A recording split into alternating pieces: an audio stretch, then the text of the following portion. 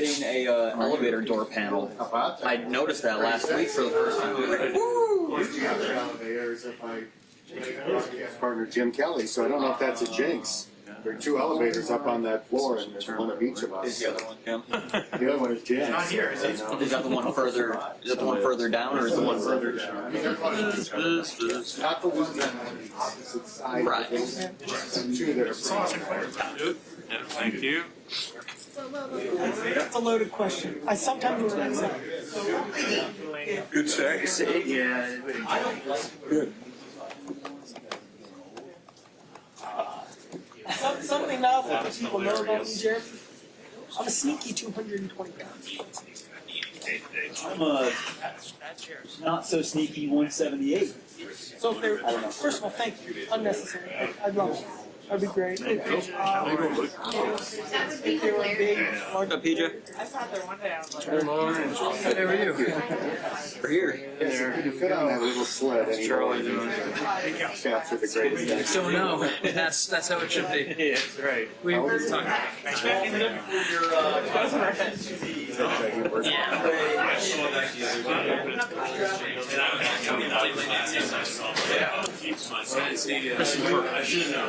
I think it's gonna be next Sunday will be his first match. That following Monday. But Bengals obviously play the Bears that day, and then FCC playoff game up in Columbus Sunday.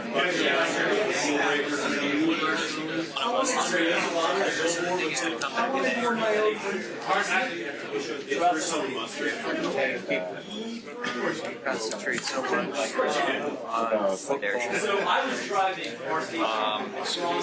played Whaley, and I was going over to Yeah. as I made the turn, I was like, You guys make it a half? on the Ohio side, That was supposed to be his first game back. I'm on the road. No,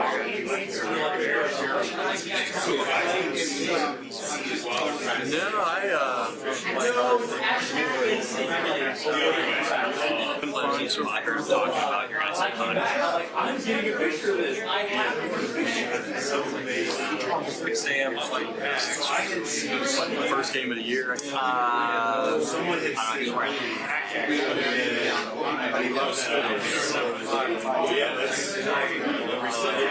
When you add them, That's crossover season. Actually, Cincinnati or yeah, they had it on tape.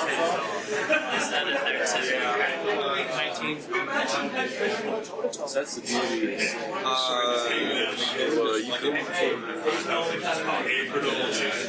Yeah. I might get a little sunlight here from them. Correct.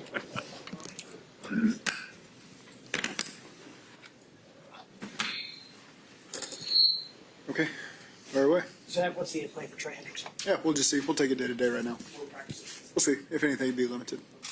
Anybody else you expect not to go today? Some guys might just be limited. We'll just see as we go. What makes the Jets' defensive front has been for years, but what makes it so consistently effective? Well, they've invested there. So they got some high draft picks. Quinnen Williams is. I mean, he's the first one that jumps out at you.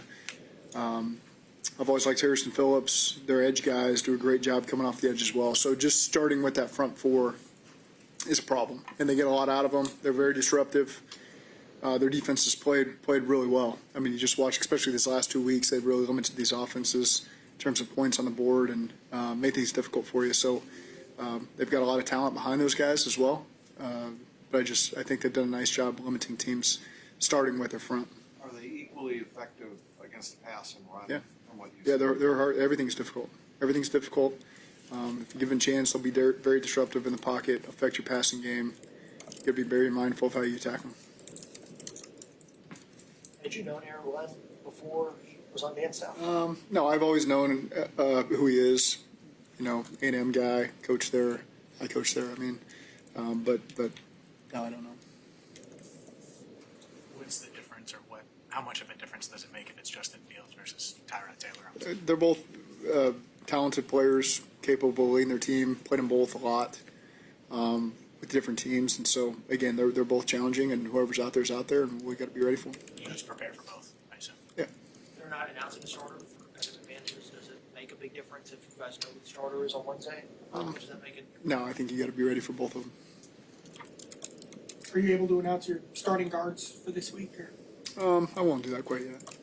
In general, though, do you see that being week to week going forward, or would you like to really settle in? No, I'd like to settle in, but again, I think we've got guys that are capable. So I like where we're at because I think we got young guys that are ascending. I think we've got veterans that absolutely can get in there and get the job done.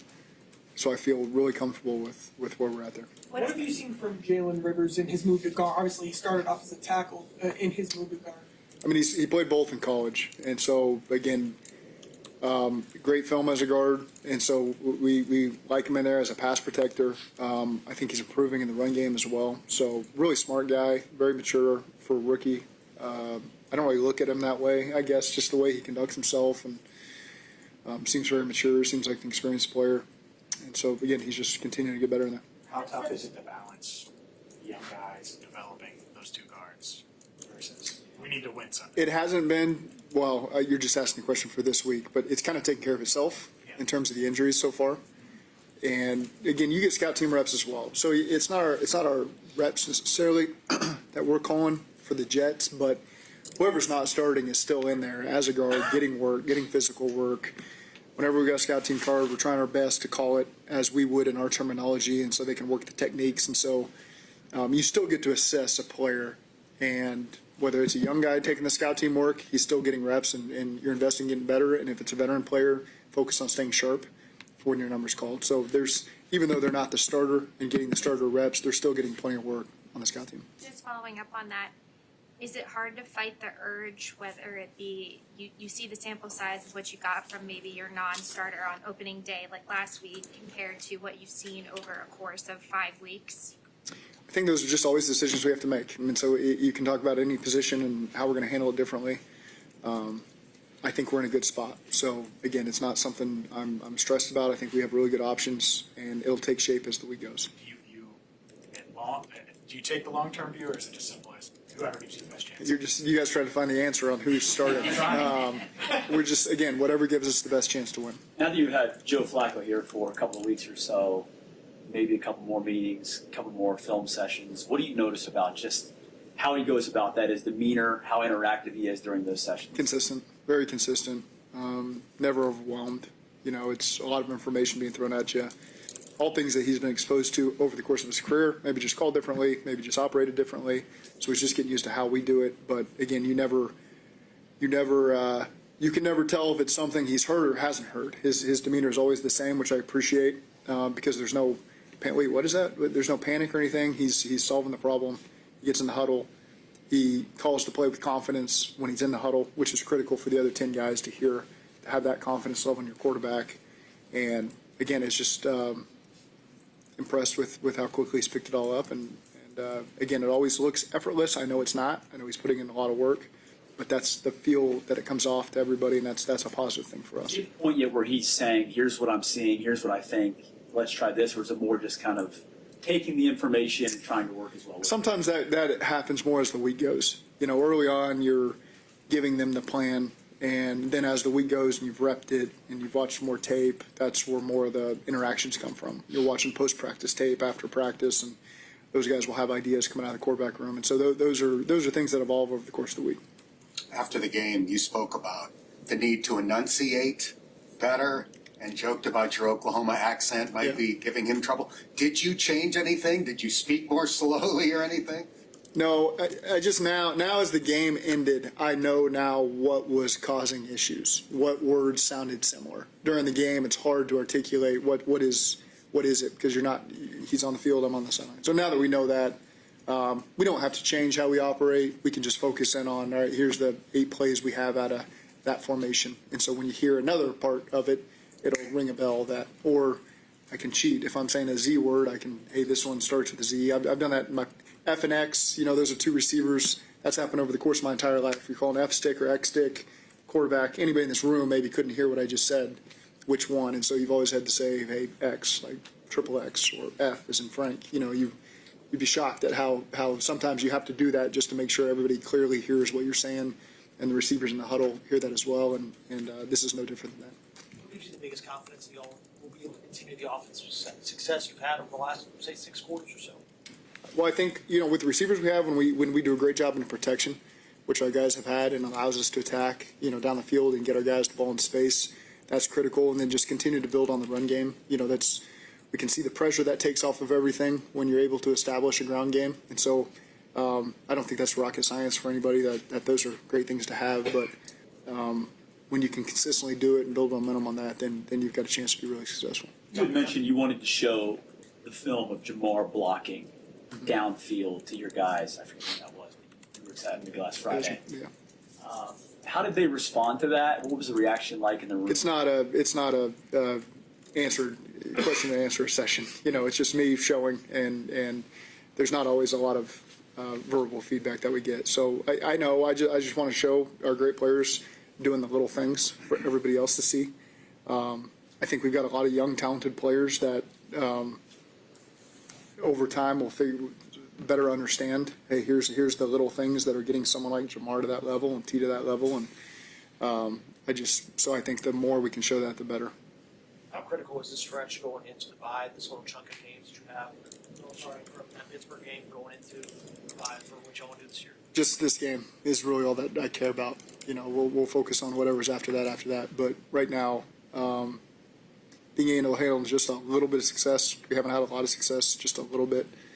I've seen how we've handled the adversity when things go bad. Guys have responded the right way, found a way to get a big win. Okay, now you put that one behind and you keep trying to improve.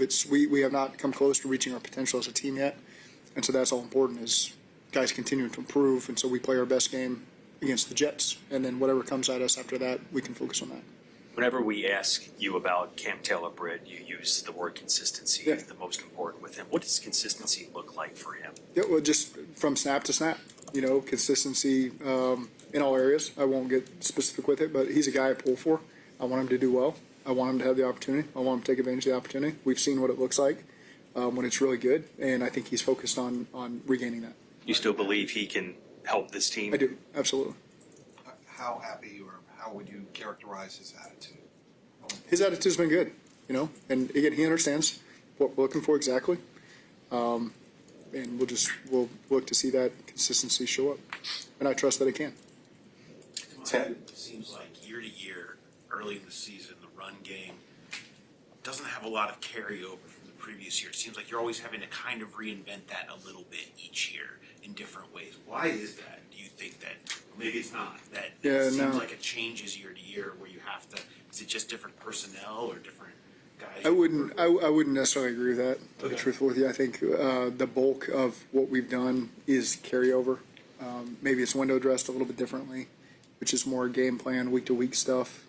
There's always things as you evolve with your line, your backs, and just kind of what you're doing formationally that, okay, now we need to focus on this element of the run game that can help us. So you add that and you focus on that. But overall, I think if you looked at the call sheet 1 year ago today and the call sheet today, you're going to see very, very similar stuff. What are the biggest challenges this year through this, as you guys have tried to dig out of this, the run game thing to get it going? What have been the biggest differences and challenges that you felt like over the last month that you've been chipping away at? Well, I think, again, it's you guys are probably tired of me saying this, but playing with a lead helps the run game so much. Helps you stick with it, be consistent with it. This was the first game in a long time where we have had the opportunity to do that as a team.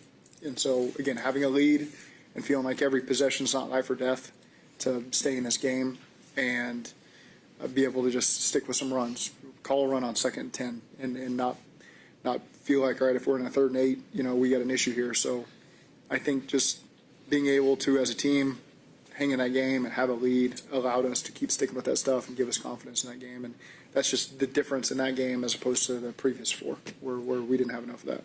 It even felt like early in the season, like Chase Brown would turn like a 0-yard run into a 2-yard run, and then last week a 5-yarder into like a 30-yarder. What do you thought of just his ability to break tackles this season? He's always had that ability to play through contact, to gain yards after contact, in space, to span off of people. And so I've always seen that element to him. And I think we got to see a lot more of it because we got him in more space last week. What have your conversations been like with Al about tackling better?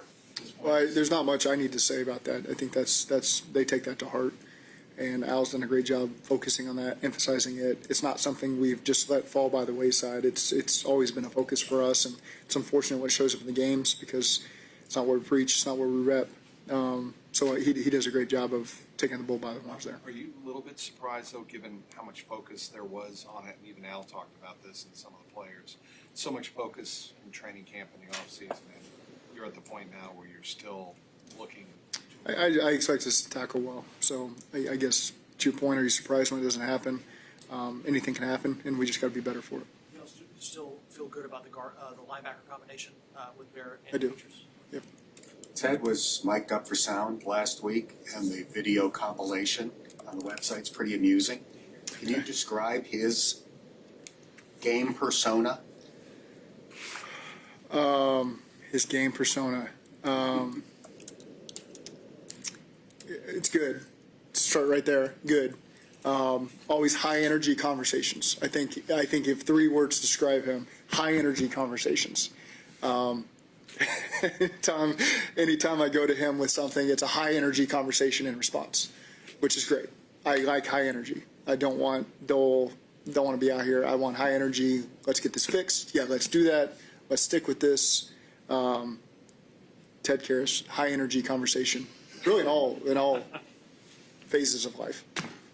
Great quality to have. I love high energy.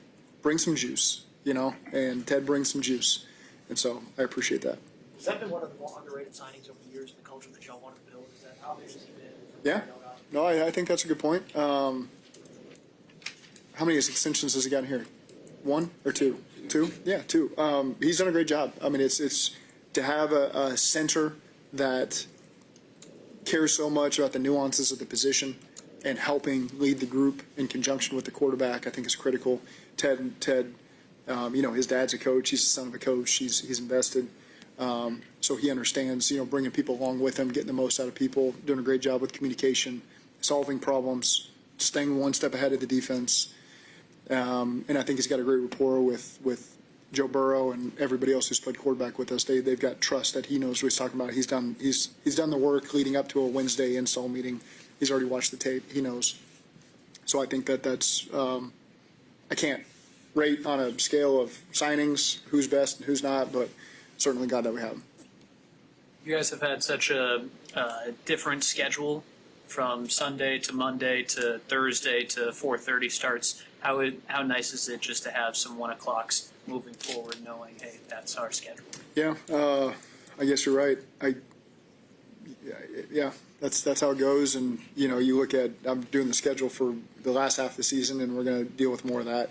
Thursday games and Sunday night games and possible Saturday games. So you just deal with it as it comes. Our guys are pretty used to whatever routine we throw at them, whether it's a short week on a Thursday game, whether it's an extra bonus day on a Monday after a Thursday or a bye, or sometimes we'll get those 6 to 8 weeks post Monday night. So the guys generally respond really well, and coaches understand the workflow we've got, what we got to get done, and trust that the work's going to get done. Our guys will have a chance to be prepared.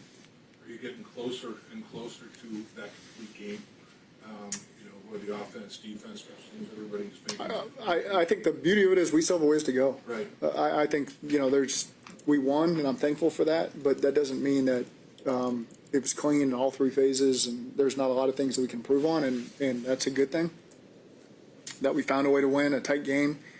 All 3 of our wins have been find a way to win games. They haven't been we race out and we're holding a 14-point lead, which I'd love to do at some point. But there's also an element to it's good that we've had to find ways to win, and we just got to continue to build off of that. That's a good quality to have, that you've seen yourself do that at the end of the game. Now we got to focus on, building a lead early in the game, playing really solid, and putting teams to bed, and winning by a wider margin. Coach, you've been here for all the Ring of Honor games.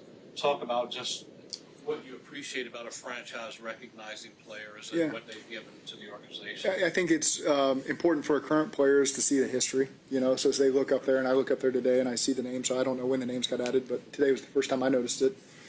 I don't know if I'm supposed to say that or not. I don't know. Maybe his secret? I don't know. But I think it's just cool to see. I love when I go into other stadiums. I'm always that's what I do. I just sit there in pregame warmups and I'm looking around and trying to remember any memories I have of those players. And so I think it's special. This is such a strong history dating back to the 60s here and all the great players that have come here. And I've always enjoyed hearing Mike Brown tell one-off stories on different guys, some in the Ring of Honor, some not.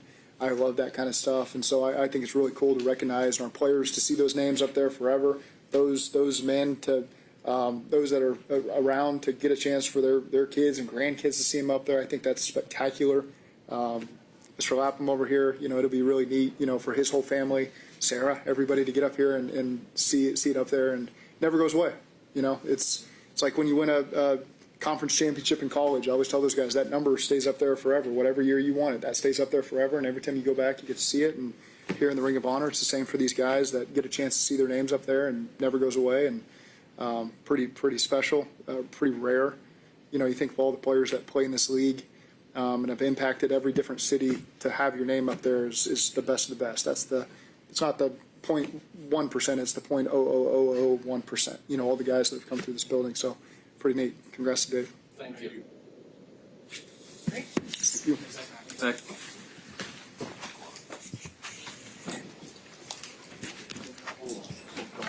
While you're walking out the door.